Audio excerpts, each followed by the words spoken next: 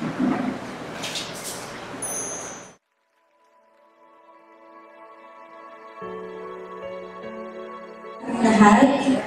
Morning po! Yeah, amen. Sige po, tayo pong lahat ay tumayo. Magkakaroon po tayo ng ating scripture reading. And let us open our Bibles in Psalms 27.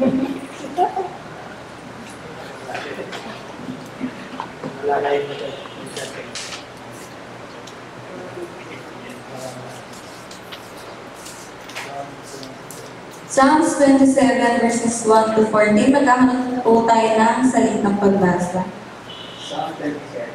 Psalm 27.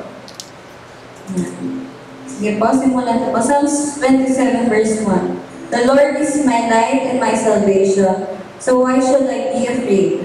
The Lord is my fortress, protecting me from danger, so why should I tremble? Verse 2.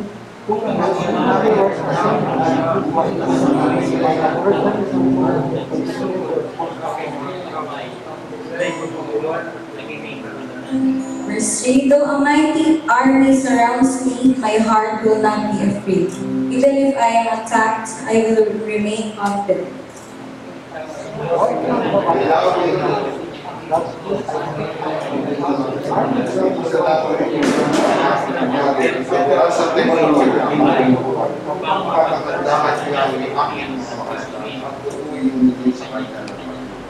Verse 5, for he will conceal me there when troubles come. He will hide me in his sanctuary. He will place me out of reach on a higher rock. Verse 6.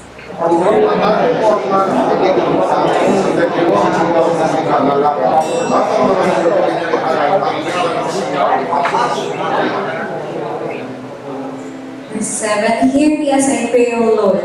Be merciful and answer me. Verse 8.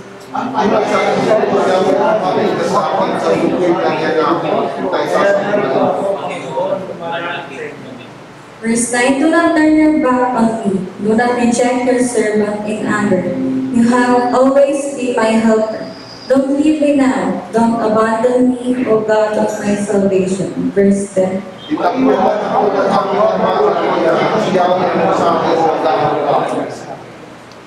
Verse 11, teach me how to live, O Lord.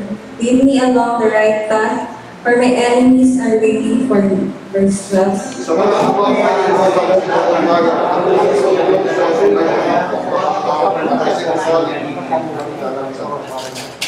Verse 13, yet I am confident I will see the Lord's goodness when I am here in the land of the living.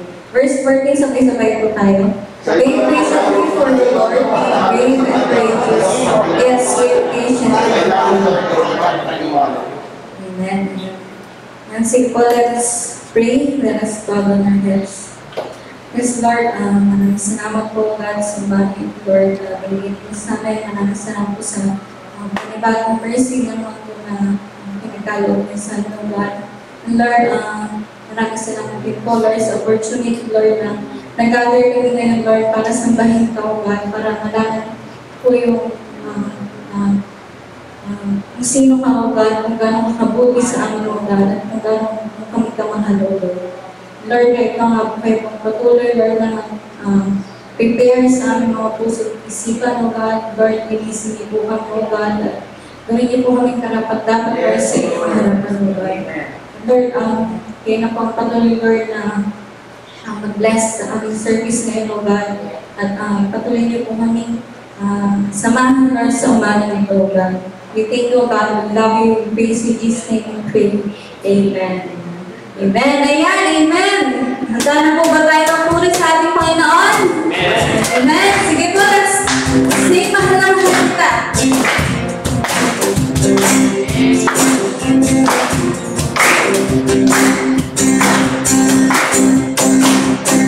Mahal na mahal kita, Panginoon.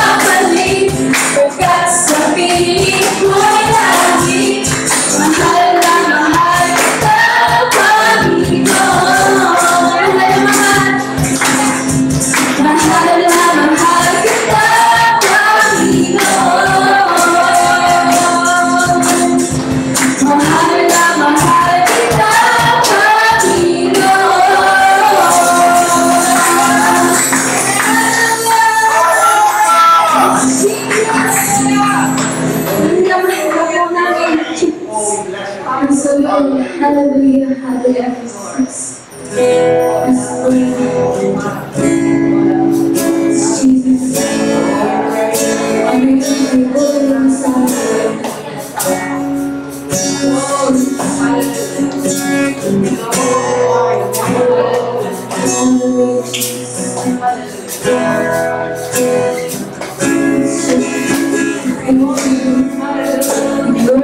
you, Jesus, because we love you.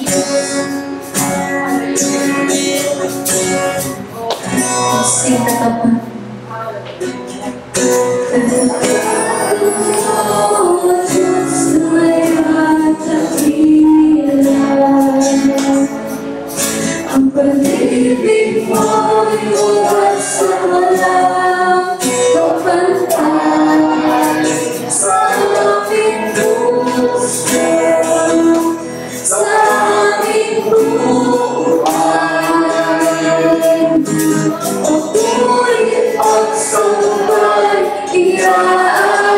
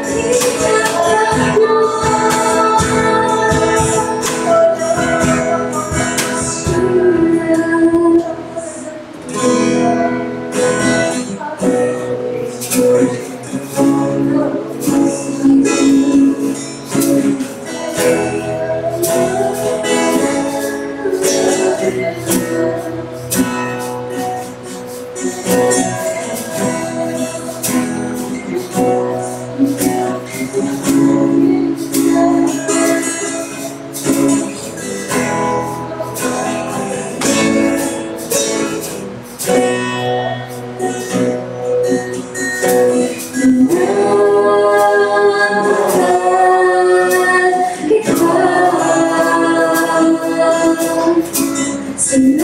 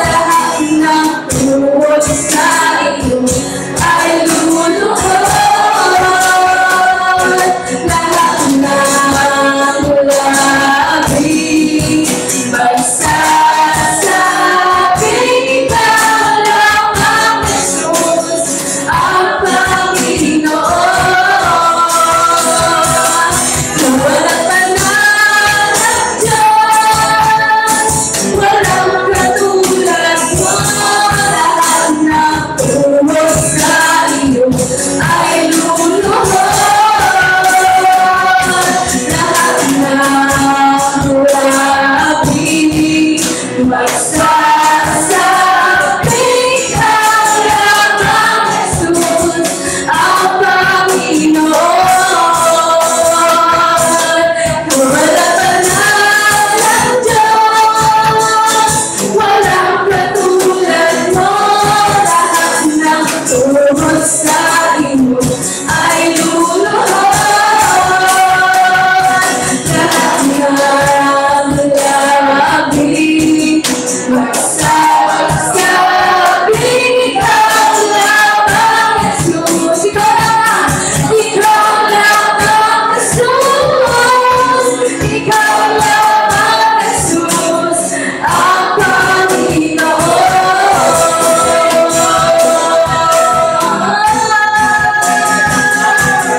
Kabanabanan ng Diyos, walang katulad mo, lahat ng tuhod sa iyo ay luluhod.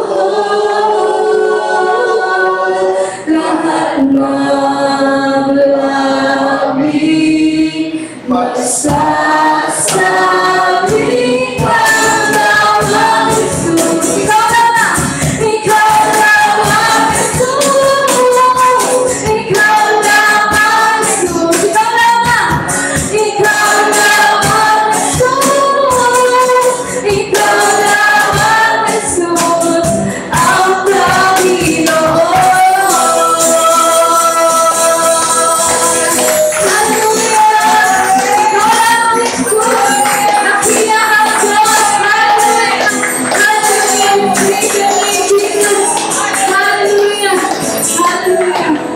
Thank you, Lord. Thank you, Jesus. We love you, Lord. Thank you, Lord. In Jesus' name we pray. Amen. Amen.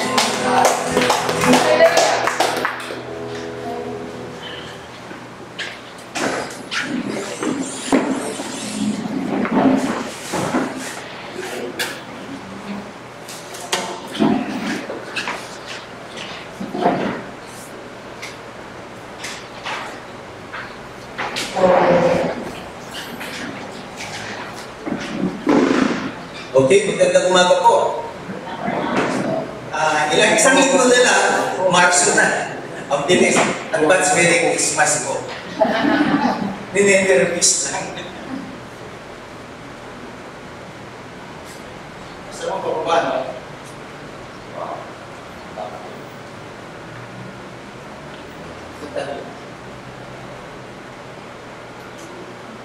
Try lang. So, tayo na po ay tumayo. Bilang paggalang po sa salita ng Diyos. Sabay-sabay po natin basahin. So, 5 hanggang 13 verses. So, mauna na po ako tapos salita po tayo. Kapag nananalangin kayo, huwag kayong tumulan sa mga mapagkunwari. Mahilig silang manalangin nakatayo sa mga sinagoga at sa mga kanto upang makita ng mga tao. Tandaan ninyo, tinanggap na nila ang kanilang gantimpala.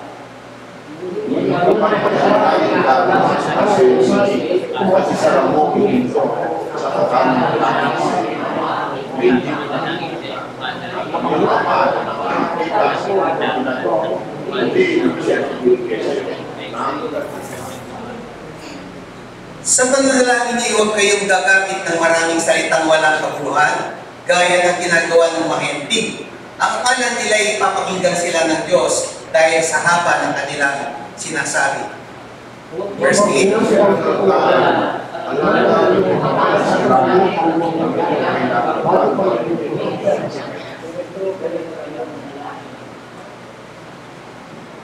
Verse 9. Verse 10. Verse 9. Ganito kayo mananalangin. Ama naming nasa langit, sambahin nawa ang iyong pangalan. Dumating nawa ang iyong kaharian, masunod nawa ang iyong kalooban dito sa lupa, tulad ng sa langit. Bigyan mo kami ng aming pagkain sa araw-araw.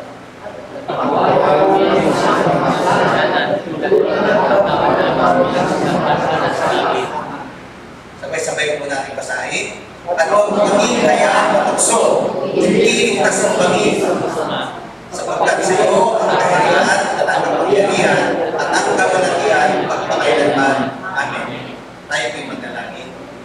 Dakilang Ama, maraming salamat po sa araw na pinagkaloob niyo po sa amin, sa kapakihingahan, sa kalakasan, at naway Panginoon sa aming pag-aaral ng iyong salita, samahan niyo po kami, Banal na Espiritu Santo, malaya po kayong kumilos sa inyong mensahero, at sa lahat po na makikinig.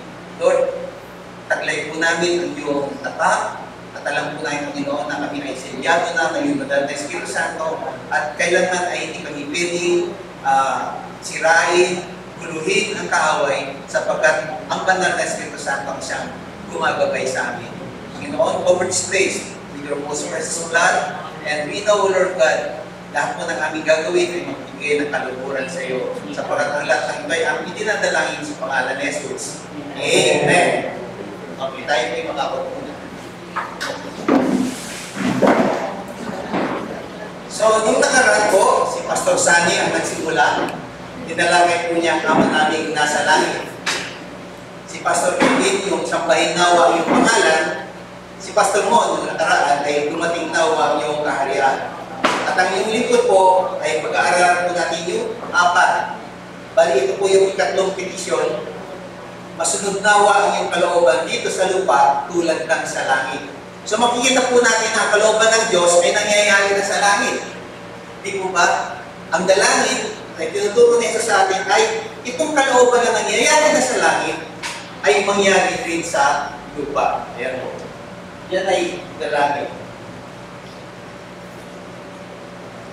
Masunod nawa ang iyong kalooban dito sa lupa tulad sa langit. Basahin nga po natin at ating i-confess. Kasi prayer po yan, hindi po ba? Sabay-sabay po natin basahin ko. Masunod nawa ang iyong kalooban dito sa lupa tulad sa langit. Ano? Kung hindi pa tayo mananalangin, hindi po masusunod ang kalooban ng Diyos dito sa lupa, sa langit. So in this post, we'll discuss the third request found in the Lord's Prayer, Thy will be done on earth as it is in heaven. This request is a natural response to the previous request that God's name be worshipped and proclaimed through the earth and the coming of the kingdom. Madalas natin tinipunan ang panalangin bilang pagkakataon na makakuha tayo ng mga bagay mula sa langit. Tama po ba? At bilang mga tao minsan ay nawalan din ng pag-asa sa buhay, ay lumapit tayo sa Diyos at humingi ng tulong. Ngunit sa isang banda, sinasabi ni Jesus na ang panalangin ay hindi tungkol sa ating mga hinihingi na sana ibigay ng Diyos, kundi ang magawa sa mundo ang kalooban ng Diyos. Ito yung ikatlong petition. Although pagdating sa darating na linggo, doon tayo tuturuan ng Diyos. Di ba meron tayo, Lord, give us this day our daily bread. So, ito po yung ikatlong petition. Kung titingnan natin mabuti ngayon, totoong salungan ang mga prioridad ng langit sa prioridad ng mundo ating kinalalagyan. Hindi ang sumusunod ang Diyos sa ating mga dinadala sa panalangin. Ito po yung essence ng prayer na tuturo ng Diyos. Prayer is not a matter of making God conform to our expectations, but aligning our expectations to God's kingdom purposes.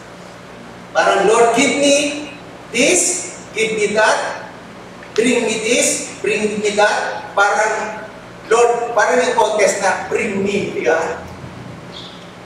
Inuutusan natin ang Lord. So what does it mean to pray, Thy will be done on earth as it is in heaven? So what is the meaning of the will of God? But before we take the definition of the will of God, may mga misconceptions about the will of God. Unahin mo na. Parang lost and found. Ano will ng Lord sa'yo? Hinahanap ko pa. Okay. So there are 6 misconceptions. So, here's the truth. If your heart desires to follow God and you are seeking His will, you can't go wrong. Because He gives us wisdom and direction generously. Yun yung parang sinasabi. Bakit? God's will is a lottery. Hindi ko yung yung picture ng lottery. Ang gabi, isa pa? Wala. Okay, yung lottery po, para siya pag nagpunta kasi pumasok ka, Hindi mo may mahihirapan kang lumabas dahil maraming pasikot-sikot na ganyan. Minsan, sa mga team building, may mga lugar na may ganito.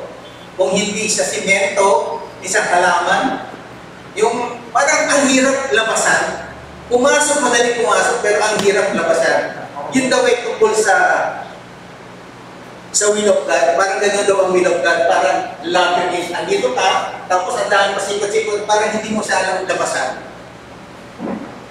Pero katulad ng binasa ko kanina, sabi rito, you can't go wrong. Because God will give us wisdom and direction. Okay. Sabi ko sa James 1:5, ngunit kung ang sino man sa inyo ay kulang sa karunungan, humingi siya sa Diyos at siya'y bibigyan sapagkat ang Diyos ay nagbibigay ng sagana at hindi nanunumbat. He is a good God and not a cruel taskmaster waiting for you to make the wrong decision. Ako nga, parang sige, nandito lang ako pag nagkamali ka, papaluin kita. Parang gano'n ang, yun yung misconception. Pangalawa, tingnan nga natin.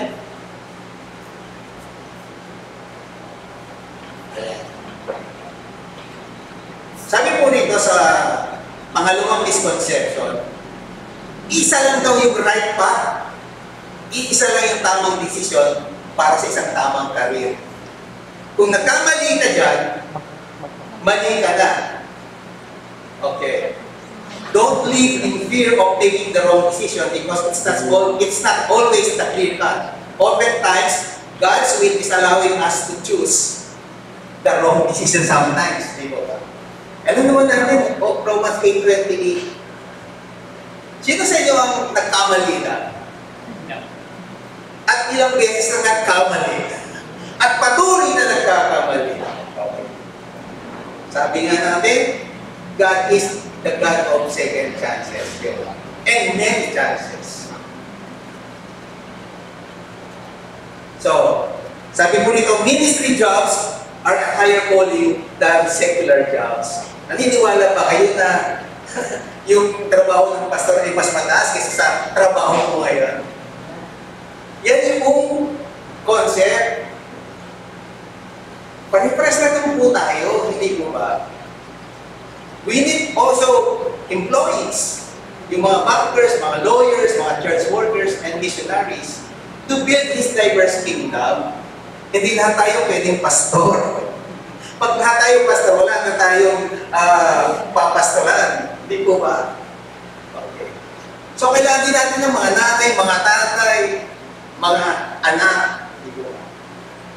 Katulad nyo rin po ko nung una, nung dati rin, nasa youth ministry din ako. Hindi po ba? Okay. So, sa amin po, wala po mas mataas. Di ba, Pastor Saki? Lahat tayo? Banda. Lahat tayo pantay-pantay. Di po ba? Hindi nga alam, meron tayong mga kuya, may mga ate tayo. Huwag po ninyong titignan mataas. Kasi pag alam niyo ba minsan, pag hindi mataas ang mga leaders, kapag meron kayo nakitang mali sa kanila, sino nagsasuffer? Kami ba? Kasi kayo ay nag-i-expect. O kapag na-frustrate na kayo, lilipat na kayo sa ibang church. Hindi po ba? Huwag tayong tumingin sa mga tao, tumingin tayo sa Diyos. At kung meron tayong nakikita, hindi maganda, ano gagawin natin? Ipanalangin natin sila. Okay? Or you need to figure out exactly which career God has for you before taking a job. Sa tagal-tagal, sa taon ka nag-iisip, wala ka pang trabaho kasi iniisip mo pa. Ano yung para sa akin, para sa mabuti, di ba? Okay. Alam niyo po na sa Biblia, maraming mga biblical giants na hindi naman nila consider na magiging ganun sila. Di po ba? Si David, ano lang ang gusto niya, di ba? Nung una, nag-aalaga lang siya ng tupa. Gawin siya hari. Okay. Even Joseph, may idol. Dalawang yung idol niya. Okay. So, there is no turning back after not following God's leading and making a wrong decision. Oh, wala na. Dahil nagkamali ka na, wala na pagkakataong bumangon pa. Tama ba yun? Kaya nga nandito tayo kasi patuloy tayo binabangon ng Diyos. Okay. Ayan po yung magandang example. Yung pag nagkamali ka na at ako'y nakagawa ng maling desisyon, ay hindi ka natatanggapin ng Diyos. Hindi ka niya na ibabalik. Si Paul, habang binabato si Stephen, alam mo ginagawa niya? Ayan. At nang patayin si Stephen na yung saksi, ako ay naroon at sumang-ayon pa sa ginagawa nila. Ako pa nga ang nagbantay sa mga balabal na mga pumatay sa kanya. That was Paul. O, sino pa si Paul? Diba? Siya may apostol ng makindig. Kung wala, yung sinasabi kung wala kasi pwede lumamit ng Diyos. Siya ang ginamit ng Diyos para tayo makarinig ng salita. Siya yung simula. Siya ang pinadala ng Diyos sa mga hindi Israelite. Okay. Many times we find someone like or love that person. Ito sa Amerika to. Get married, develop a distaste for that person over time, and get divorced. Why did God tell me the truth about them the first day we met? Kung alam lang ng Lord na mag-divorce kami, sa akin, hindi na lang siya pinakilala sa amin ng Diyos. Why did God even send that person into my life? Sinisipang Diyos. So, God is the creator of this universe and everything in it. Nothing can and does happen without His knowledge and permission. Amen? So, lahat ng nangyayari sa atin, alam ng Diyos. Kung may umaapi sa atin, alam ng Diyos yan. Hindi po ba? Even Peter denied knowing Christ. But he wept bitterly over it and then became the great leader of the church. Basahin nga po natin number 6. Making a high salary is dangerous. Naku, pag ako'y tinanggap sa trabaho at malaki ang sweldo mo, baka, di mo ba? Ako ba ay nasa will ng Lord? Pag ako'y tumatanggap na ng malaking sweldo.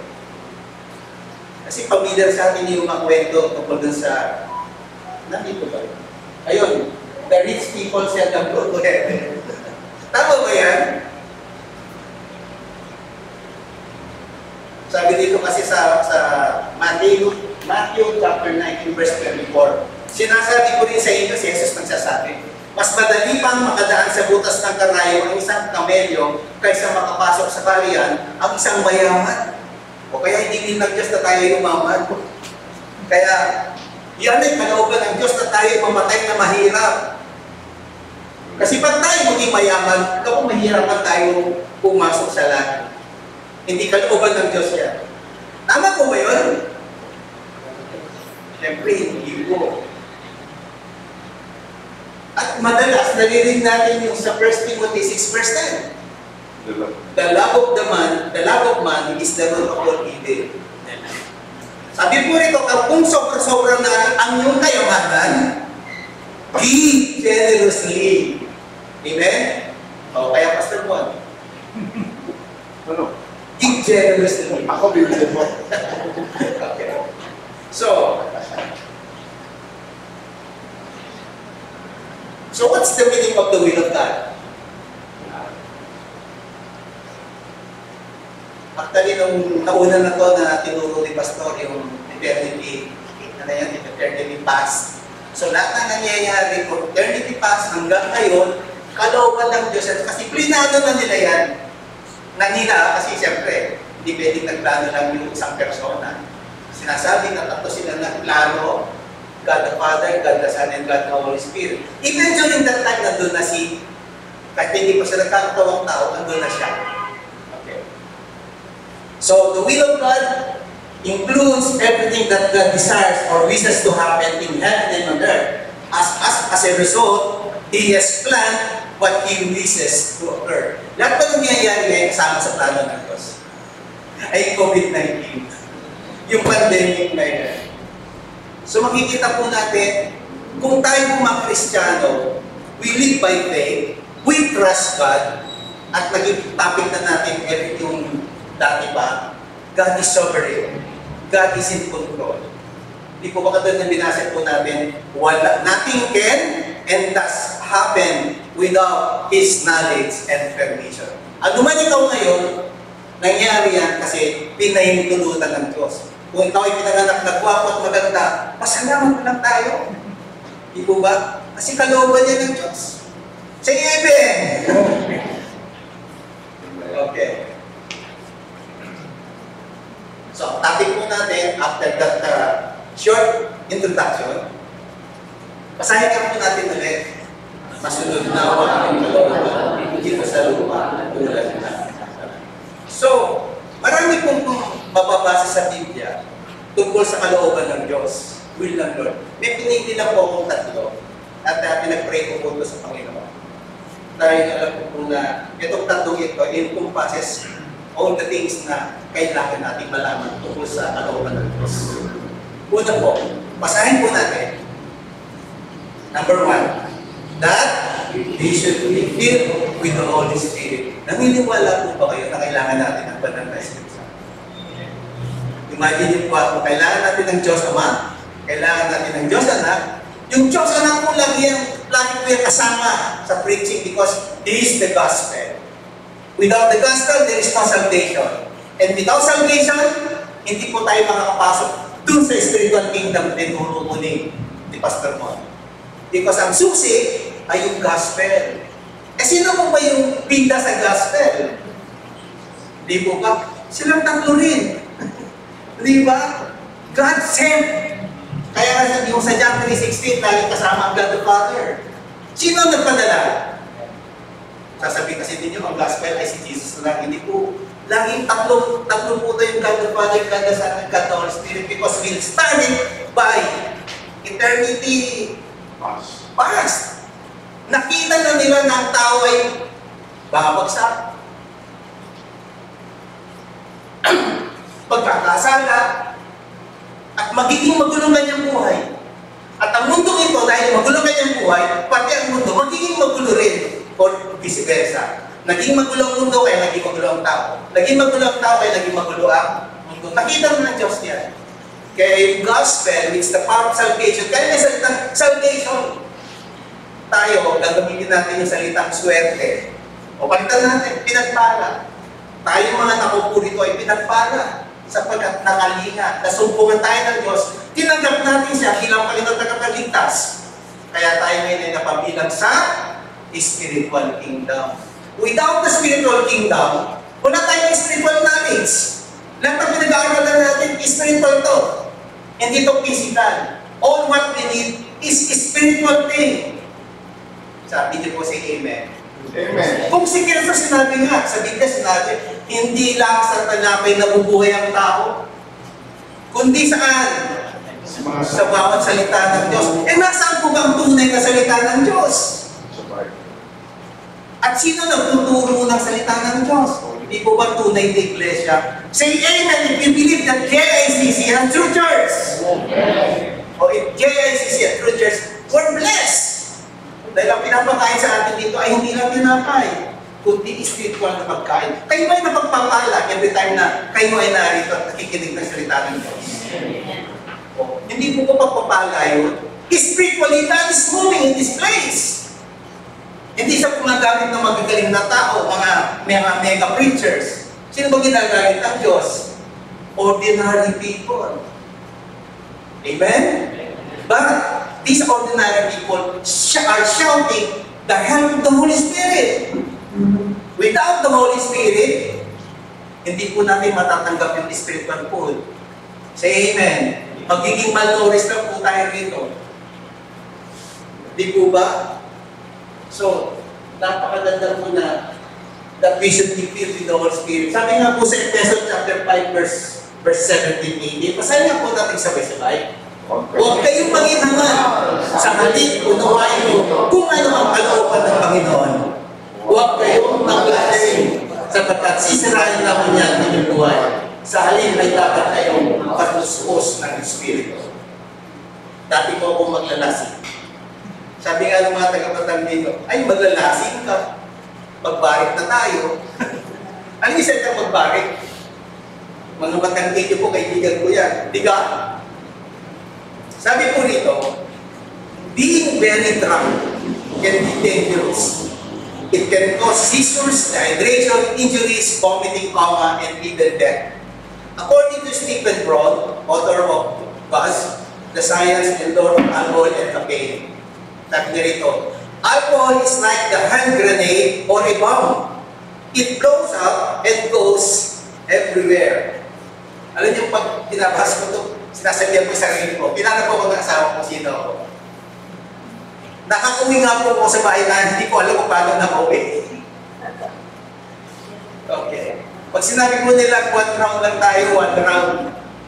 Yung pala, around 1 o'clock ako uwi ng madaling araw. Okay. So as you drink alcohol or ethanol, travels to your stomach and very quickly gets absorbed into your bloodstream. It's then transmitted throughout the body.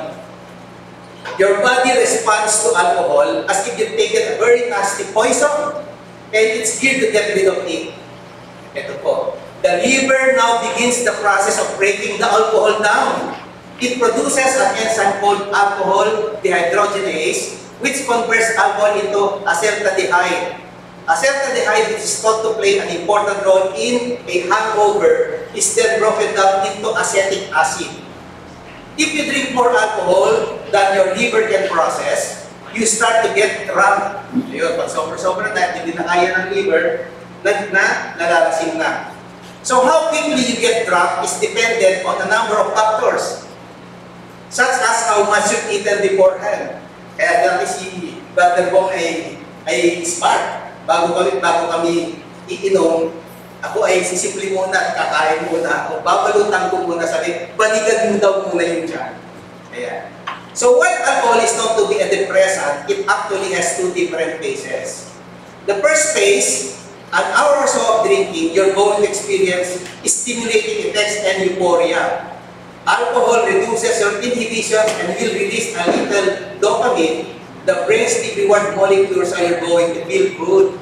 Kaya may iba pa kung alam nila meron silang gawing yung parang maraming manunood, ang ginagawa, umiinom muna ng isang shot para lumabas yung dopamine.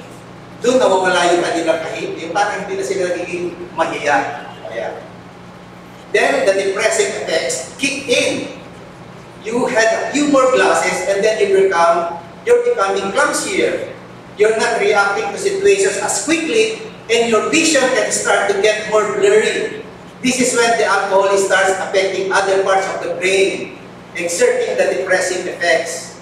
Alcohol is known to increase the effects of the inhibitory transmitter gamma-aminobutyric acid or GABA in the brain. GABA as a neurotransmitter that dampens responses. This causes the sluggish movements and impaired speeds that alcohol is known for. This isn't the time to make important decisions. This is because alcohol depresses the behavioral inhibitory centers in the cerebral cortex, making you more likely to do things. Kaya pag nagpakasal, under the influence of liquor, sometimes it is avoidable. Kasi wala sa tamang pag-iisip. Ang nangyayari pa, you need to pee a lot. So, iihi ka ng iihi. So, you just come back from the toilet and find yourself needing to go back again. Bakit? Because your liver is working furiously to get the alcohol out of your body. Ang alcohol kasi is a poison, remember? So, kapag ikaw ay tumanggap, ang tatrabahuin ng liver, ihi mo yan. Uutusan niya na ihi mo yan. Kaya lang, alcohol blocks an antidiuretic hormone, also known as vasopressin in your body.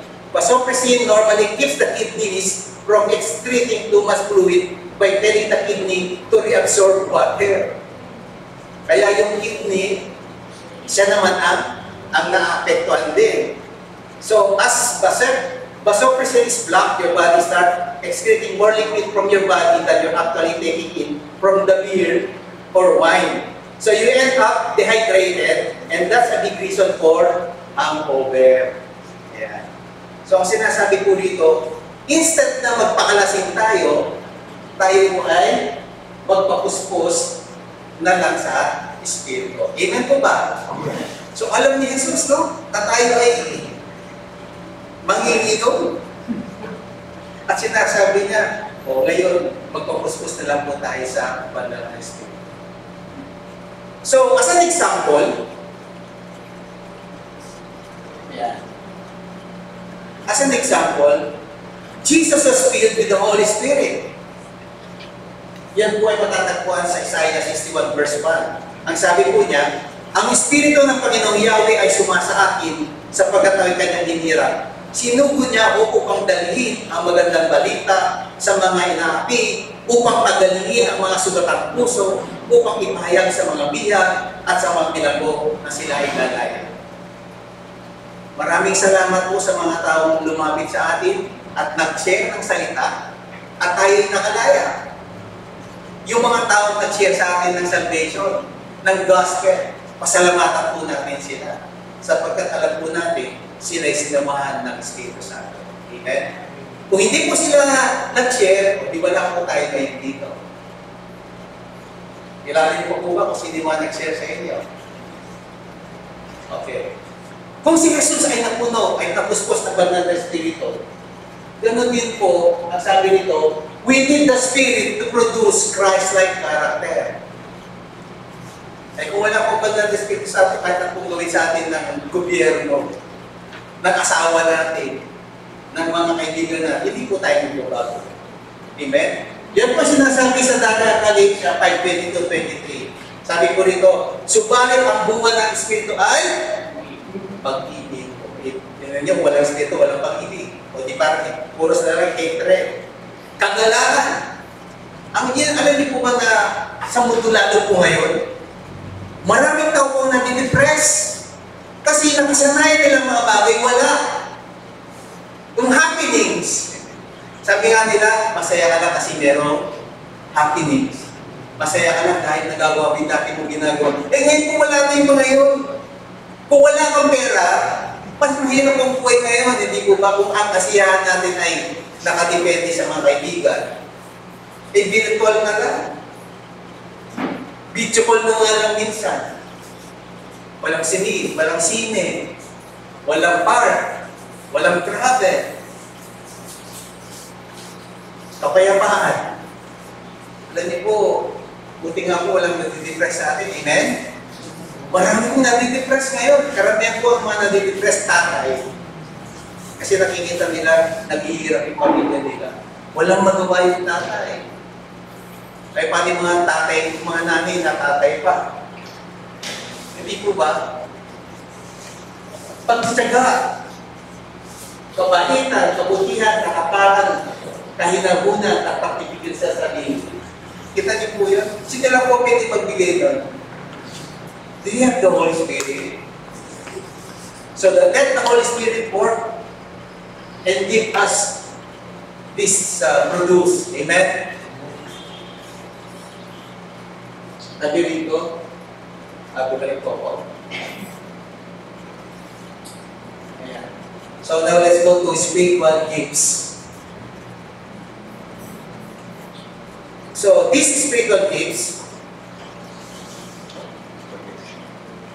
sabi ko rito, iba't iba ang mga spiritual na kaloob, ngunit isa lamang ang espiritong nagkakaloob ng mga ito. Iba't iba ang paraan ng paglilingkod, ngunit isa lamang ang Panginoong pinaglilingkuran. Iba't iba ang mga gawain, ngunit isa lamang ang Diyos na kumikilos sa mga taong gumagawa niyon. Para sa kabubuti ng lahat, ang bawat isa ay pakinggan niyo na lang po. Para yan, sabi ito. Para sa ikabubuti ng lahat, ang bawat isa ay binibigyan ng patunay na nagpapakitang nasa kanyang espiritu. Ang ilan sa atin ay napagkalooban ng kakayahang magsalita ng mensahe ng karunungan. Ang iba naman ay pinagkalooban ng kaalaman. Subalit ang isang espiritu ang nagkaloob ito. Ang espiritu rin yun ang nagkakaloob sa iba ng pananampalataya sa Diyos at sa iba ay ang kapangyarihang magpagaling sa mga may sakit. May pinagkakalooban ng kapangyarihang gumawa ng mahimala.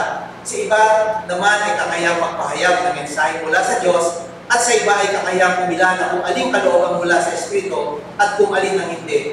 May pinagkakalooban na kakayahang magsalita sa iba't ibang mga wika at sa iba naman ay magpaliwanag ng mga wikang iyon. Ngunit isang espiritu lamang ang gumagawa ng lahat na ito. at namamahagi ng iba't ibang kaloob sa bawat isa ayon sa kanyang ipinasya. So kung ano man meron po tayo, kaloob yan ng banal na Espiritu Santo. The Holy Spirit empowers Christians for service in many ways, such as giving spiritual gifts to equip them for ministry. Okay. So, reasons why we need to be filled with the Holy Spirit. Jesus was filled with the Holy Spirit. We need the Spirit to produce Christ-like character. And we need the Spirit to have victory over the flesh. Say amen sa huli. Sabi po rito, siguro po, kung matagal na po kayong nagbabasa ng Biblia, lagi niyo po naririnig yung struggle ni Paul. At yan ay ginawa pang kanta. Alam niyo yung kanta? Yung ramp. Gusto kong pumain, pero hindi ko magawa. Sabi ni Paul, hindi ko maunawaan ang aking sarili sapagkat hindi ko ginagawa ang gusto ko. Sa halip, ang kinasusuklaman ko, ang siya kong ginagawa. Na-experience na rin po ba yan? Na-hate niyo na rin ba yung sarili niyo dahil every time na may mabuti kayo gusto gawin na hindi nyo nagagawa, pagkos ang nagagawa natin ay yung hindi nakapagbigay ligaya sa Panginoon. Sabi po rito, like Paul, yan po yung struggle ni Paul, pero ito po yung kanyang victory. We can rejoice in the work of God's Spirit, making progressive victory over the flesh. Ang reality, sabi rito, mga kapatid, wala tayong pananagutan, sundin ang mga hilig ng laman upang mamuhay ayon sa katawang makalaman. Sapagkat mamamatay kayo kung mamumuhay kayo ayon sa katawang makalaman. Ngunit kung pinapatay ninyo sa pamamagitan ng Espiritu ang magawa ng katawang makalaman, mabubuhay kayo. So sino ang pwedeng pumatay ng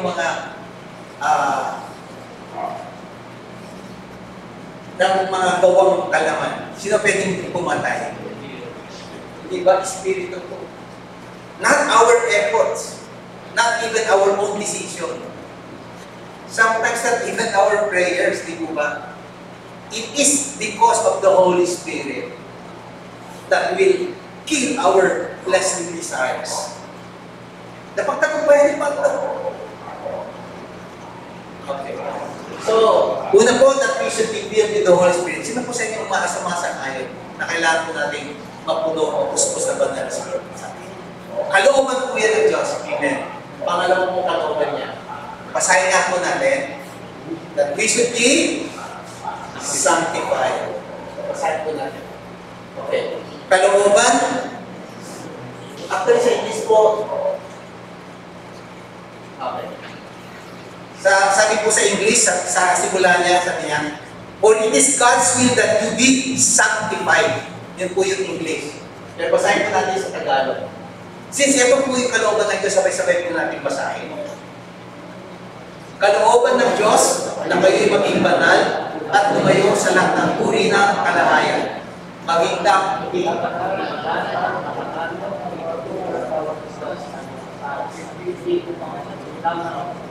At hindi ko bang masunod lamang ang pagnanasa ng laman tulad ng inaasal na maitim na hindi nakakilala sa Diyos. Sapagkat, huwag niyong gawa ng masama, dayain ang inyong kapatid. Sapagkat paparusahan ang Panginoon ang gumagawa ng ganitong kasamaan tulad ng mahigpit naming babala sa inyo noon. Okay. Tayo'y tinawag ng Diyos upang mamuhay sa kabanalan, hindi sa kalayan. Kaya sino mang humahamak sa araw na ito ay humahamak hindi sa tao, kundi sa Diyos na siyang nagkaloob sa akin ng kanyang Espiritu Santo. So, sabi po rito, kapag ginagawa po natin yung mga nasa loob po nito, hinahamak natin ang Espiritu Santo. So, there is a clear difference, or there are clear differences between sanctification and justification. Madalas po natin narinig ito, actually, in-explain ng ating mga pastor, yung mga nakaraan, tungkol sa sanctification and justification. Okay. Sabi po rito, justification, yung una, justification alters our legal standing before God as our judge. Kapag tayo po ay ginastify, kung tayo po ay nagkasala, sasabihin po sa atin ng Diyos, ikaw ay hindi nagkasala. Ikaw ay nilinis niya. Ikaw ay pinawalang sala niya. So you can stand not guilty. Kung guilty po tayo, pero pag sa ating harap ng Diyos na judge, sasabihin niya, because you're justified, hindi ka na guilty. Ang sanctification po, ito ay proseso na yung justified sinner is made progressively holy. Kung sa unang pagkakataon sinabi ng Diyos na ikaw ay hindi nagkasala, yung justification po ay proseso. Ay sanctification ay proseso. Okay, number 2, in justification, God imputes to us the righteousness of Christ. In sanctification, God works upon our fallen nature to make it increasingly holy. So dahil tayo pinawalang sala sa justification, tayo ay sinuunan na ng righteousness ng Lord. The righteousness of God was imputed to us. Minsan lang yun. Kaya tayo ay, kapag tayo ay justified, holy na tayo sa paningin ng Diyos. Yung pong justification, yung sanctification, proseso ulit para tayo ay maging makabanal. So, justification is an act of God which is done at once, minsan lang po.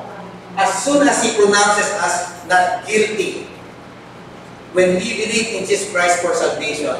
Sanctification is a lifelong work of God and it's not complete if the believer enters the state of death. Okay, so, number 1, basahin nga po natin.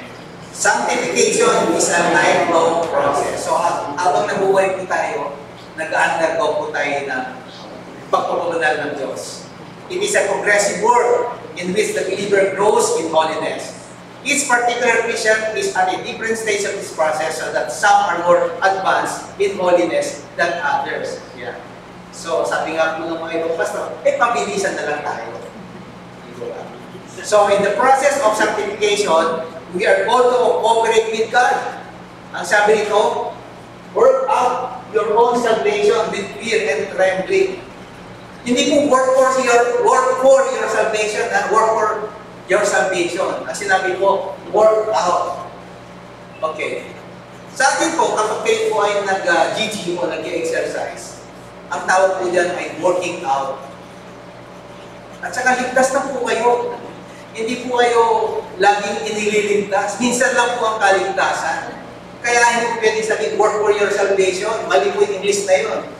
Kasi pag tayo po iniligtas, minsan na, ano ginagawa natin na workout?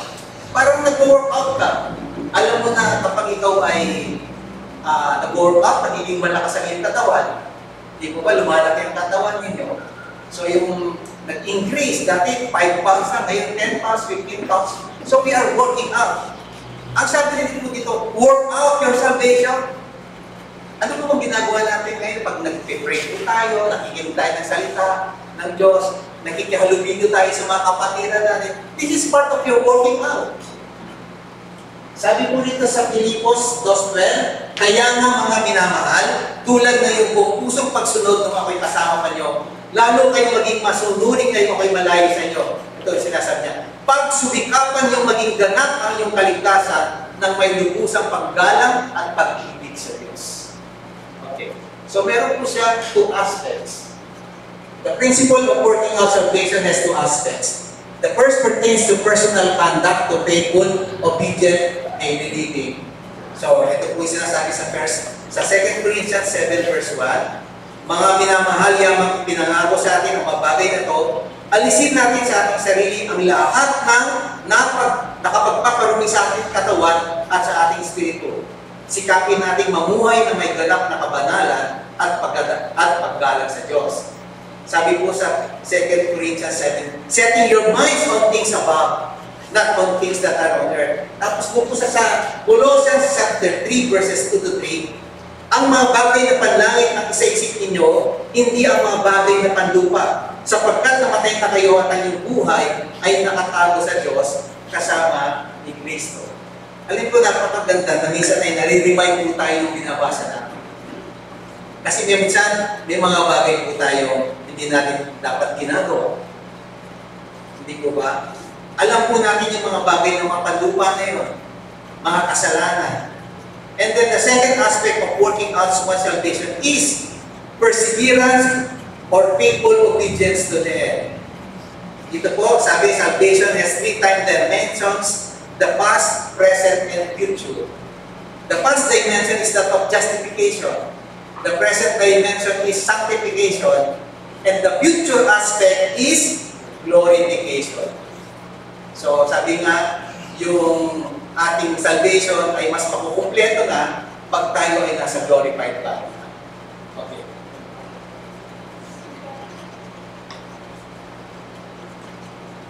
At yung pangatlo po, ano po ba yung una? That we should be filled with the Holy Spirit. Yung pangalawa, that we should be sanctified. Ano po yung pangatlo? That we should give thanks always. Giving thanks is giving worship to God. Naniniwala po kayo na kapag tayo nagpapasalamat sa Diyos, tayo po ay sumasamba. Sino po sa inyo ang may mga bagay na dapat ipagpasalamat sa Diyos sa oras na ito? At sino rin po sa inyo na katulad po ay dumadaan din sa pagsubok sa oras din ito? Nakasama rin po sa atin ngayon ang ating pagsamba. Dapat po bang sasambay ng Diyos kapag ako ay dumadaan sa pagsubok? O doon lang sa panahon na punong-puno ako ng pagpapala niya. Sabi po sa 1 Thessalonians chapter 5, verse 18. Basahin nga po natin, sabihin mo sa sarili mo, ito yung sinasabi ng 1 Thessalonians chapter 5, 18. Tagalog po. At magpasalamat kayo sa Diyos sa lahat ng pagkakataon, sapagkat ito ang kalooban ng Diyos para sa inyo, sa inyong pakikipag-isa kay Kristo Jesus. Sino po ba dito ang nakipag-isa na kay Kristo? Kung tayo po ay nakipag-isa na kay Kristo, kalooban po ng Diyos na sa lahat ng pagkakataon tayo po ay magpasalamat. So, yan po yung sinasabi ng Diyos. Kung hindi po tayo nakikipag-isa, o hindi pa tayo nakikipag-isa sa Diyos, hindi po natin alam yung dahilan kung bakit tayo magbibigay pasalamat sa Diyos. At kung madalas, kung hindi po tayo born again, binibigay po natin yung pasalamat na yan saan? Doon sa mga rebultong ating nakagisna.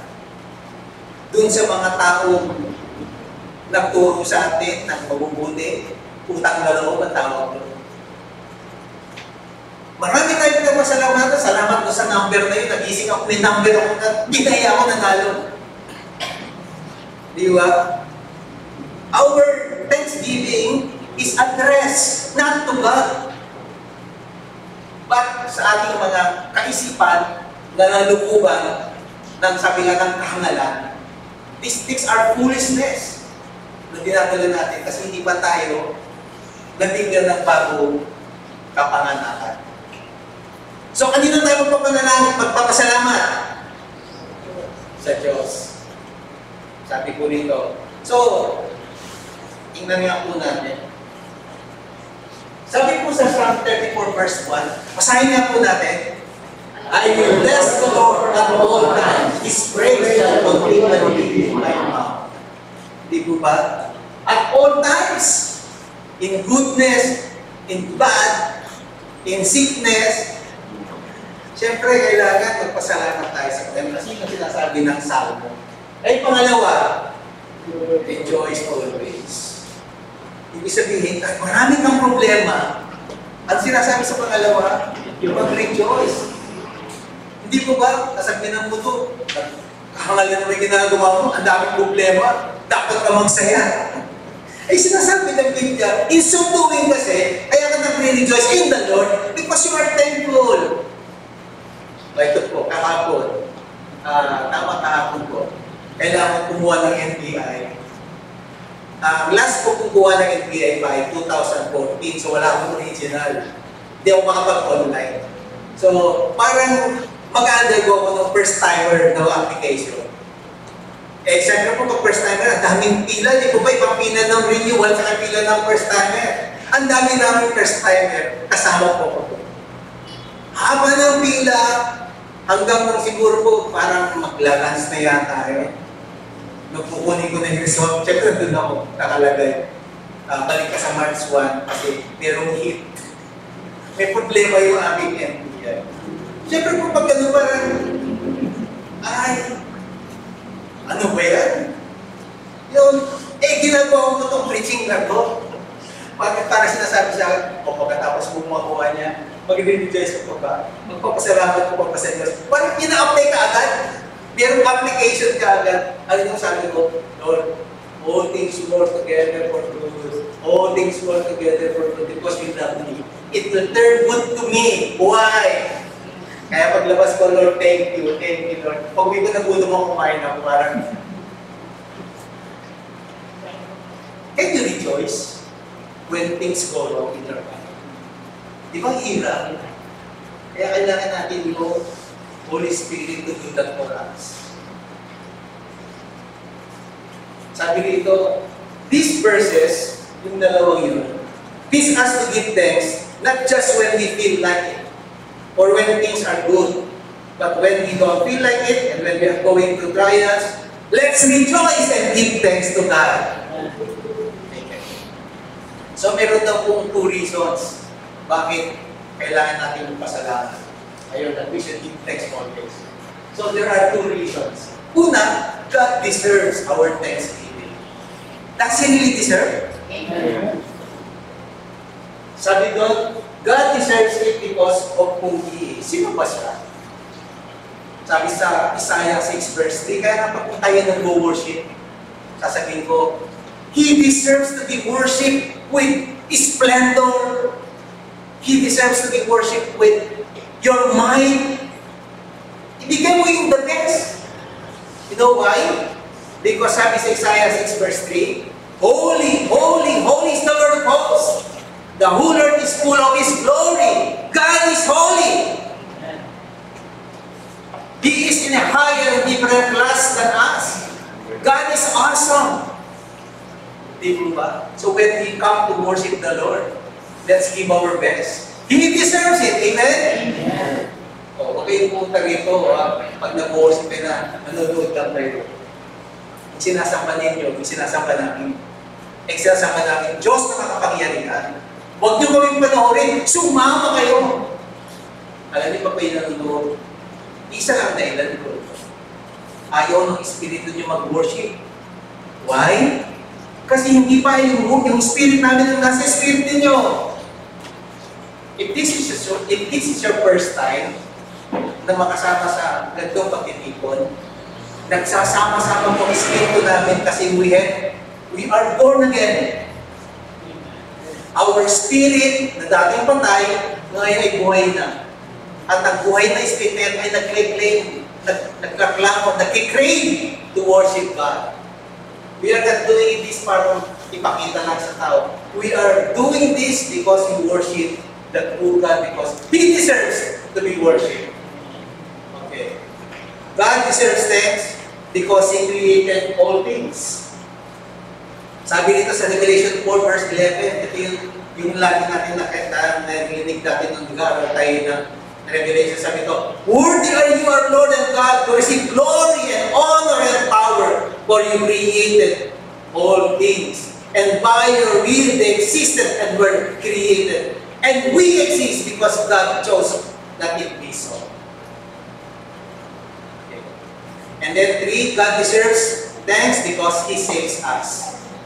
My heart shall rejoice in your salvation, sabi sa Psalm 13 verse 5. And then God deserves thanks because He cares for us. O kung mayroong tao na nag-care sa iyo, di ba dapat pasalamatan natin siya? Higit pa sa tao, hindi natin yung nag-care sa atin. Sino nag-care sa ating Diyos? Sabi doon, God deserves it because He cares for us. Every good gift and every perfect gift is from above, coming down from the Father of lights. So if you want to have the best and perfect gift, ask the Father to give it. So we need to give thanks. Pangalawa, we should give thanks because God deserves thanks. Pangalawa, kailangan natin magpasalamat sa Diyos. Pag sinabi kailangan gawin. Hindi mo ba? Ano ba dapat ang gawin? Kasi kailangan, ito po sa sabi nito, we are made to recognize and honor God as our Creator, and when we don't, we become ungrateful. Not giving thanks to God is in fact the root of all human sin. Sabi ko rito, basahin nga po natin, kahit na kilala din ang Diyos, siya hindi nila kinalangalan bilang Diyos, ni binasalamatan man. Sa halip, nagkakahaka sila ng mga bagay na walang kahulang, kaya nagdilim ang mga nilang pag-iisip. So when we don't thank the Lord, we are committing sin. So, alam niyo po ba itong story na ito? Itong story po, tatapos po tayo sa pangatlo that we should give thanks always. So, sabi po rito, sa Luke chapter 17, verses 11 to 19, ito po ay matatagpon sa Lucas. Sabi po rito, sa paglalakbay ni Jesus papuntang Jerusalem, nagdaan siya sa hangganan ng Samaria at Galilea. So habang papasok na siya sa isang nayon, sinalubong siya ng 10 ketongin. Tumigil ang ito sa may katayuan, sa may kaliwan at sumigaw, Jesus, Panginoon, mahabag po kayo sa amin. Pagkakita sa kanila ay sinabi ni Jesus, lumakad na kayo at magpatingin sa mga pari. Habang sila ay naglalakad, silang lahat ay gumaling at luminis.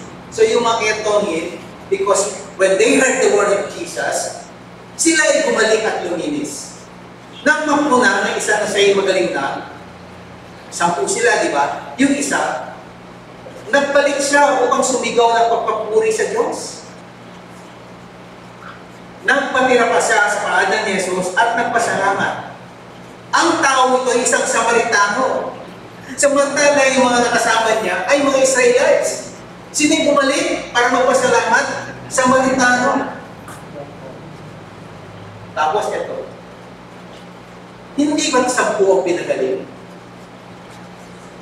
Tanong ni Jesus. Sino nagtatanong?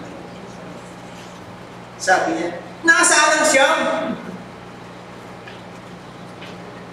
Si Jesus kasi nagtatanong ha, wala bang nagbalik upang magpuri sa Diyos? Kundi ang dayuang ito. Sinabi ni Jesus sa kanya, tumayo ka na at uwi, pinagaling ka ng iyong pananampalataya. Basahin nga po natin.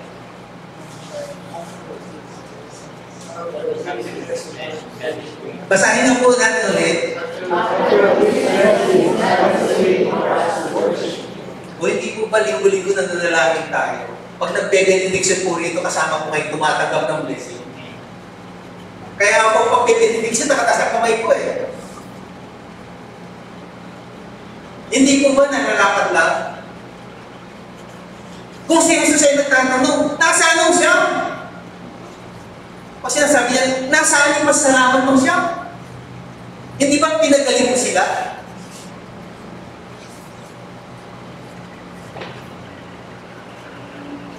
Okay.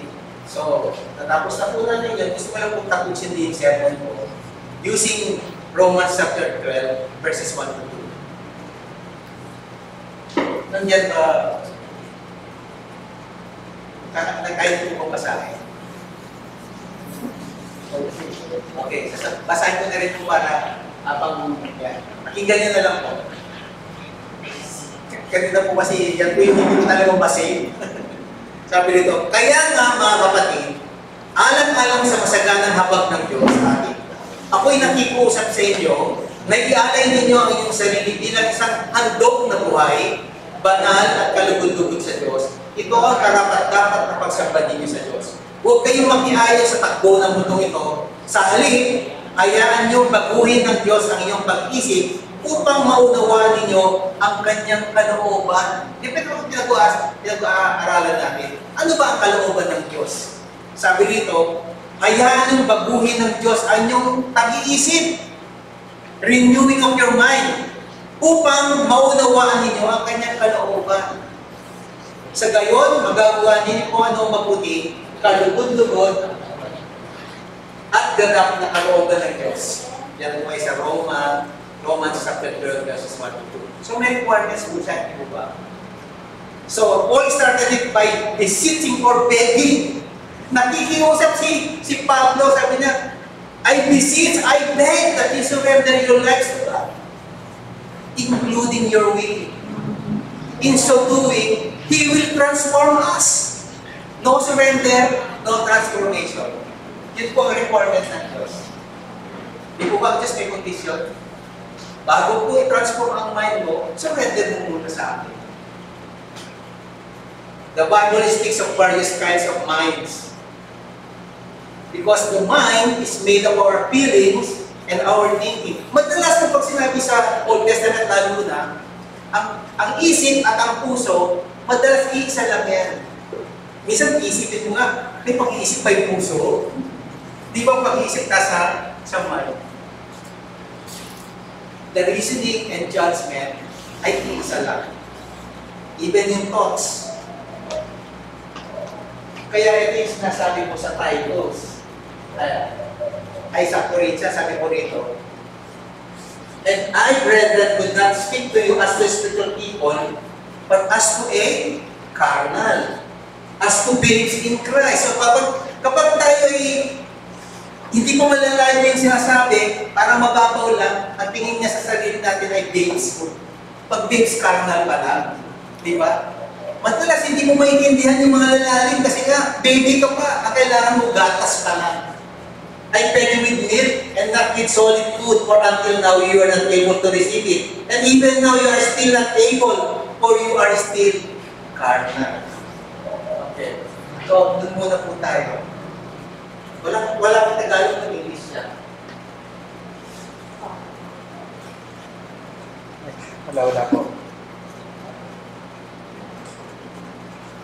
Ayan. Yung carnal mind, ito po siya. Kasahin niya po natin, ano ba yung carnal mind?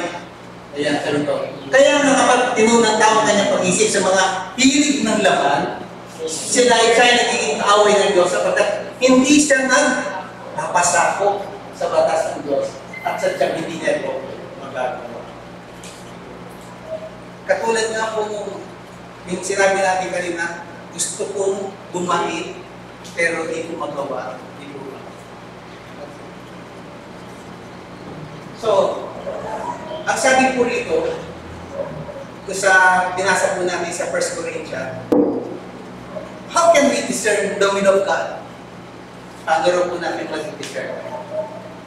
Ang sabi po rito, let the peace of Christ rule in your hearts.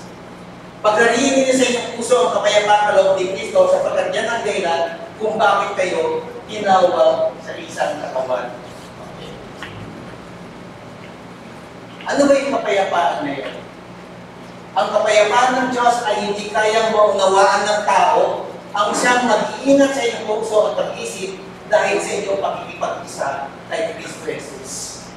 So, ahawakan daw kung yung kapayapaan na yun, yung ating puso at ang ating isip.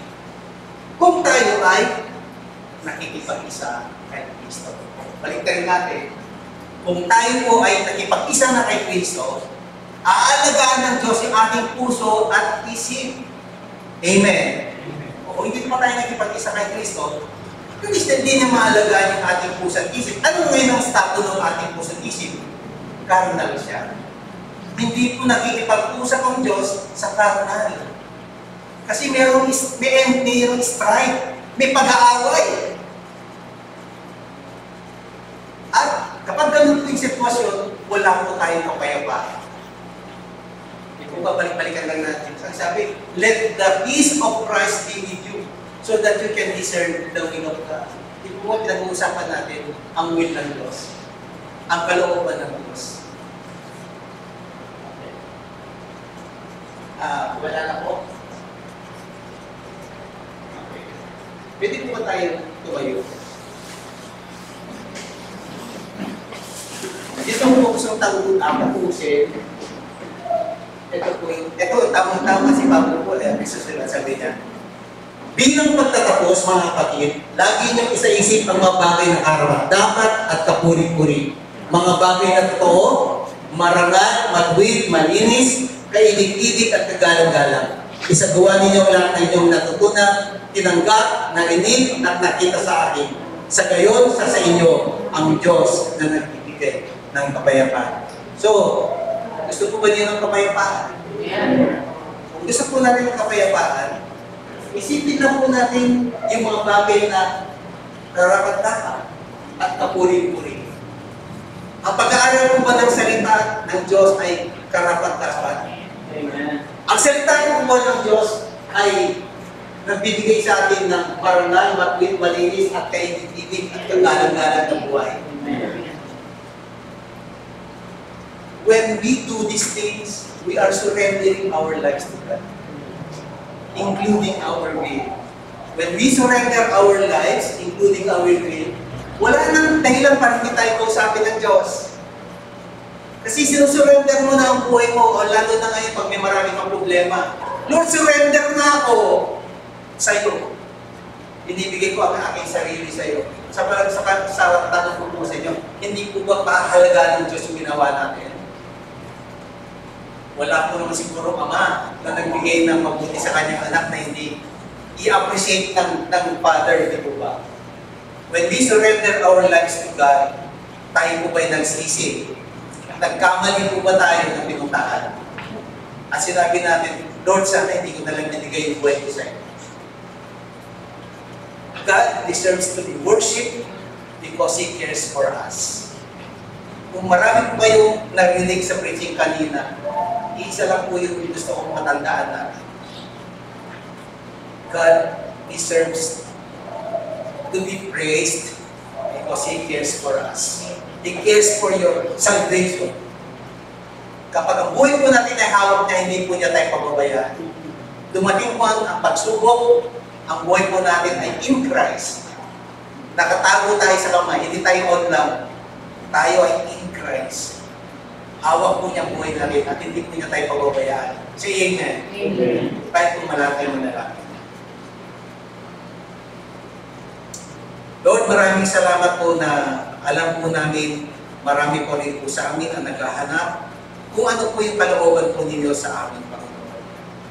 Katulad po ng amin na pag-aralan, it will just come naturally, O Lord, as we first surrender our lives to you, as we surrender our will, and as we continue to live according to your will, O Lord God, darating-darating po, Panginoon, ang mga bagay na ituturo niyo po sa amin kung ano po ang dapat namin gawin. Lord, nakita ko po kung paano po ninyo hinawakan ang iglesia ito, na inuna lang po namin, Panginoon, kasama po ng leadership ni Pastor Sammy, na unahin ang paggawa ng iyong kalooban, Lord God. Sundin ang lahat ng ginagawa mo. At kayo po, Panginoon, na siyang nag-ayos ng iglesia nito, na nakikita po namin na ito po ay nakatayo hanggang sa oras ng ito, Lord God. Lord, maraming salamat po na kami tinuruan yung manalangin, lumuhod, Panginoon. Ang kinip, Panginoon, ng iyong kapangyarihan sa aming mga buhay. Unahin ka, Panginoon. Katulad ng itinuro niyo, Panginoon, sa mga bayan ng Israelita, if my people who humble themselves and pray, turn from their wickedness, O Lord God, and pray, Lord, you will heal their land. Panginoon, maraming salamat po na narito po kami, Panginoon, na humihingi po ng awa sa inyo. Patuloy po pagpalain ang bansang ito, O Lord God. Cover us with your most precious blood and give us wisdom, strength, and we believe, O Lord God, that by your grace, O Lord God, matatapos po namin ang mga problema ito.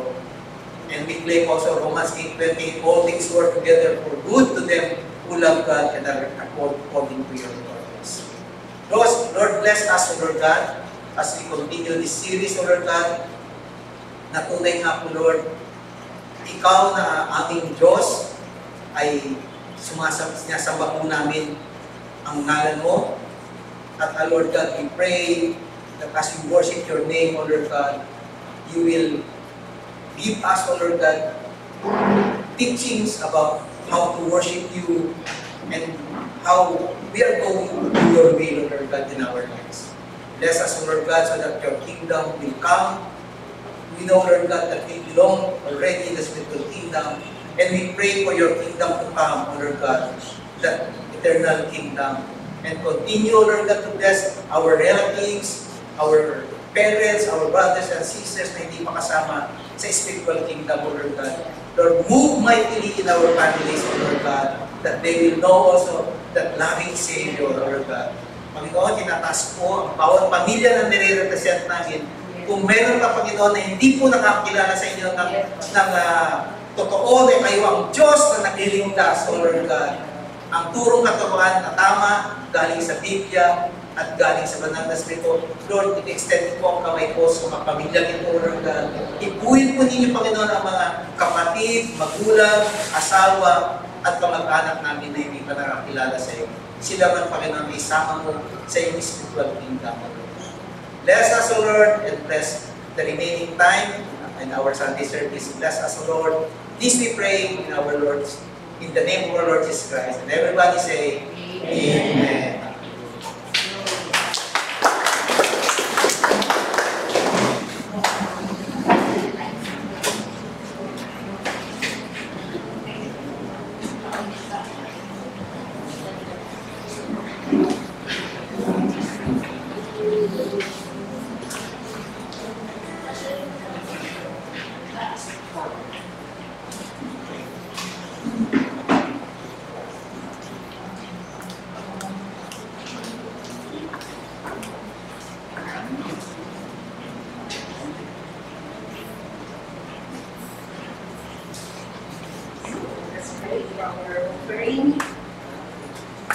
Maraming salamat, Panginoon, sa mga ito. Salamat po na patuloy ko kami pinapaalala sa mga bagay na minsan ay mga nalilimutan ng Panginoon.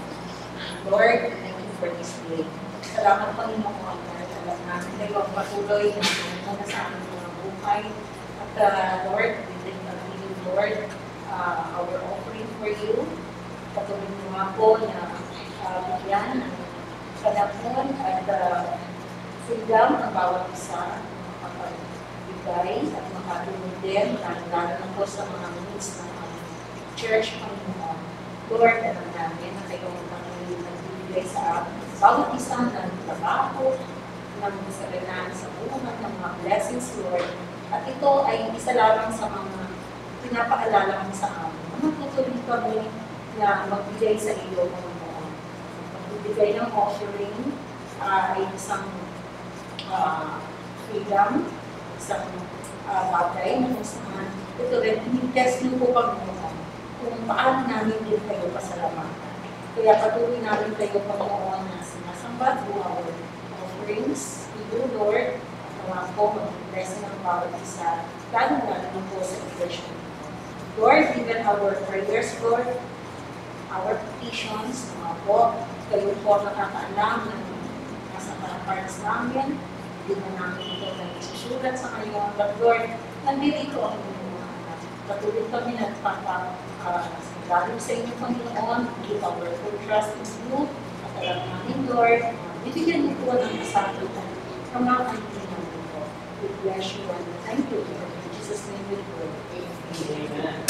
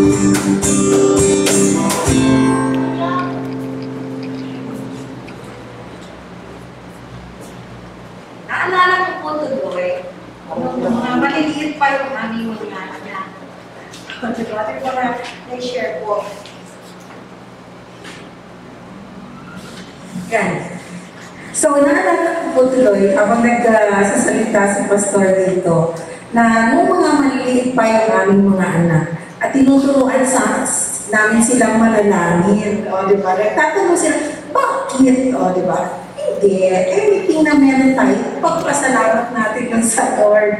At ang value po nito, tuwing kami ay kakain. O yan. So sabihin namin, this month, ikaw na ang mag-pray. O di ba? Ang nakakatuwa, talagang ginagawa po nila ito ng literal. O di ba? Sa Lord, salamat po. Salamat po sa noodles. O di ba? Sa egg. Ano itong namin? O, di ba? Nakakatawa, kailangan mag-whisper. Di ba? So, nakaka-bless na as they get older, di ba? Parang it became part of their way of life. Di ba? Ganun din sa ating mga mahal sa buhay, di ba? Talaga, kailangan po natin silang turuan, mag-start tayo, mag-invest, okay, para maging part din po ito ng kanilang way of thanking the Lord. Nakakatuwa lang kasi ito yung klaseng napaka-innocent, no? Yung faith, though hindi nila kailangan explain bakit kailangan kong magpasalamat sa Lord. Pero dahil yun na ay, diba, as they go along, as they grow up, diba, ito ay isang bagay na natututunan natin lahat. So, katulad ng reminder po sa atin, we really need to be thankful and grateful, diba, because we have a God who is more than enough. Hindi siya nagkukulang sa atin lahat. Amen po? And thank you, Pastor Bo, for these life's reminders and God's words which you shared po today. So, katulad ng sinasabi natin, hindi naman huli. O, diba? Hindi tayo mapagpasalamat. So, this is the time, diba, that we could start again. And, diba, sabi natin, we should not only think na kailangan magpasalamat, but we should also learn to acknowledge that everything that we receive, we enjoy in this life, diba, lahat yun ay bigay sa atin ng Panginoon. At katulad din po nung napagkwentuhan namin ni Pastor kaninang umaga, although it was just a very typical, diba, situation, diba yung lagi natin sinasabi, see you again tomorrow. Pero diba, sino ang nakakaalam na bukas nandito pa tayo sa mundo? Kaya diba, if it is God's will, kung tutuwin ng Panginoon, na tayo ay magkikita-kita, o diba? So, anything in this world is beyond comprehension, diba? Ang talagang sure na lang tayo palagi kung ano ang will ng Lord sa ating mga buhay. So, hindi pa huli. Bawat araw, bawat oras, bawat minuto, we should really be expressing our love and our trust at pasasalamat din sa ating Panginoon. So, for our announcement, yan. So, mga activities natin, mga weekly activities. Okay, so Bible study, ito po ay patuloy na nagaganap dito sa ating church. Pinapangunahan po ni Pastor Juan ang Bible study tuwing Thursday na 6 p.m. onwards. At alam ko po, may dinner po ito, Pastor. Okay, so for now, hindi po. Dati po kasi gano'n. Ano po? So, dati po yun. Diba? The word will find a way. Diba? Paano pa mag-bless yung ating mga attendees, lalo na po ang mga men. So, meron din po na Bible study for the youth.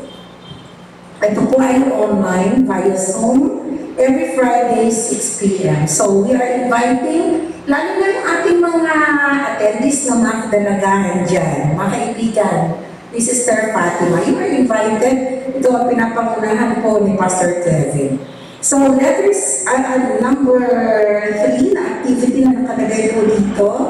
Yan. Yung may mga kahilingan, diba? Yung gustong ipagpasalamat. You always have that venue, especially if you are going to join the prayer meeting or fellowship, as we call it, sa Saturday at 7:30 p.m. Kasama po natin dito ang ating mga pastors, ang lahat ng nagbibigay ng kanilang time para makasama dito, para may panalangin din po natin, especially ang ating bansa, iba pang mga concerns around us. And every Sunday, yun, kita-kita po tayo dito ng 10 a.m. or even before 10 a.m. Make sure lamang po to register online. If you fail, pwede naman po, meron po tayo dyan na computer, so laptop, so pwede po kayo na mag-register. So, just to remind us also na ang ating mga kabataan, meron po silang ginaganap na practice, getting ready for Gunita 2021. So, bibigay ko na po ito, whoever is going to stand here, para po sabihin sa ating lahat kung ano ang Gunita 2021. Although, kakaiba ito because this is going to be conducted online. Tawagin po natin si Sister Erica.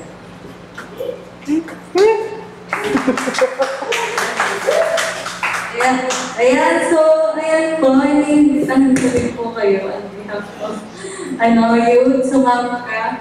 This February 28 po, makaras nga po, 5 p.m. yun, may balik Gunita 2021 po tayo this February 28, 5 p.m. Gaganapin po siya online. And yun kahaman po, nakakatawa kasi yun po, natapos na po namin yung recordings, although hinihintay pa rin po yung iba na magsasabi ng mga kanta, yun. Pero praise God po, dahil natapos din po siya. And abangan niyo lang po sa FB, yung sa Facebook, yung trailer, yung mga iba po pong announcements about sa balik ko nila 2021 yun po. Yun. Thank you po.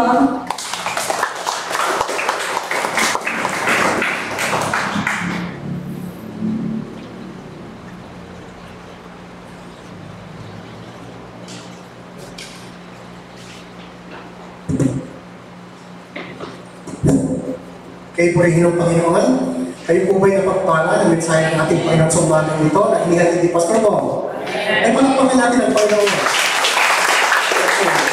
Nais ko pong i-confirm, kalooban nga ba talaga ng ating Panginoon na mapasa atin ang banal na Espiritu? Amen?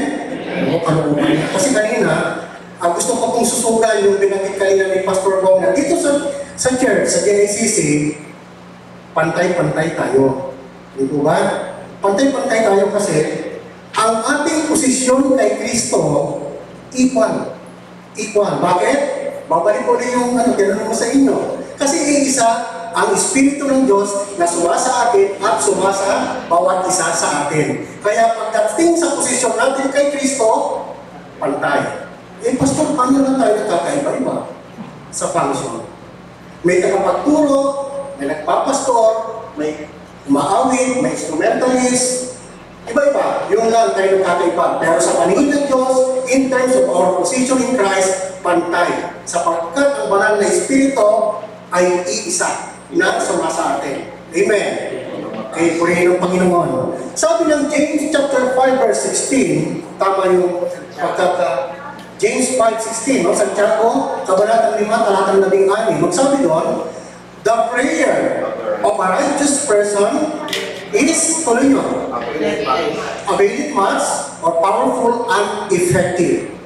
Ang taong yun naging righteous hindi dahil sa kanyang sariling pagsisikap. It is because the righteousness of Christ has been imputed to him. So, klaro yun. Okay, ano ang sikreto niya? Bakit sinasagot ng ating Panginoon? Marireveal na ngayon yung sikreto niya na dapat natin gayahin. Sinong nakakaalam? Okay, because, para hindi ko na kayo patagalin, that person prays according to the will of God. No? Kung paano ang pattern na itinuro ng ating Panginoong Kristo, yun ang pattern na sinusunod niya. Ang priority ng righteous person na ito ay ang prioridad ng Diyos. Ano ba ang prioridad ng Diyos? Nasambahin ang pangalan niya. Pansinin niyo mga kapatid, kaya napaka-importante yung ating pagturing ng full reverence kapag tayo sumasamba sa Panginoon. Pansinin nyo, unang sambahin ang ngalan mo. Anong po ang pangalawa lang?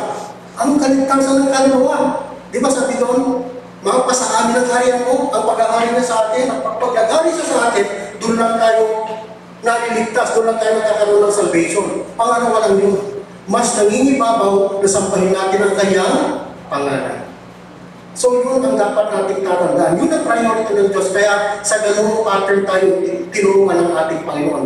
Tatlong, first 6 petitions, first 3 pa lang ang nakatapos natin. May mga susunod pa na para sa ating kaluluwa, una para sa ating katawan, at yun ang tatakay ko po sa susunod na linggo. Kaya wag po tayong pamawalan. So napakabuti ng ating Panginoon. Itinuturo niya pati yung sikreto kung paano tayo magiging answered prayer. Amen? God is good. And all the time. Praise God. Tayo po'y tumayo at manalangin. Okay. Dakilan natin Diyos sa pangalan ng Panginoon na si Jesus at sa pakikipag-isa ng banal na Espiritu, kami po'y lubos na nagpapasalamat sapagkat ang lahat, Panginoon, sa iyong mga anak ay nire-reveal mo.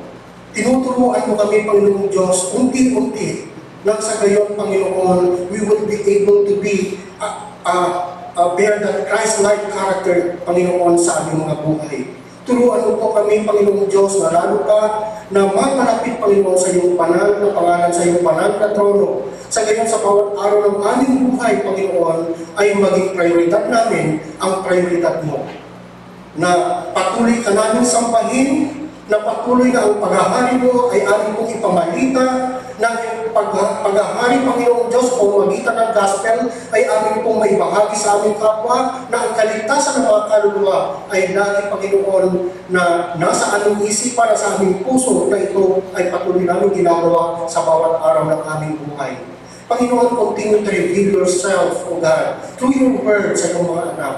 At kung Panginoon, patuloy na ang lahat ng ito na iyong tinuturo ay tunay, Panginoon, na maging patnubay, maging gabay ng aming mga buhay, at ito, Panginoon, ay amin din isinasabuhay. Ngayon, ang pagpapala ng Diyos Ama, ang pagmamahal ng Diyos Anak, at ang kapuspusan ng banal na Espiritu ay sumayin lahat. Lahat ng mga anak ng Diyos, minsan pa magsabi na, Amen. Amen.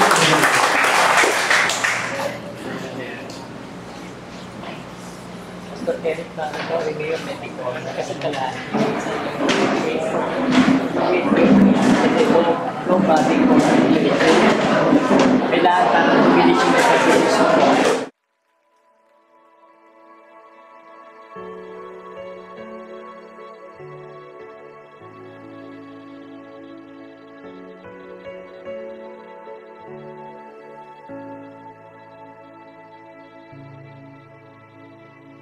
Who else commands all the hosts of heaven?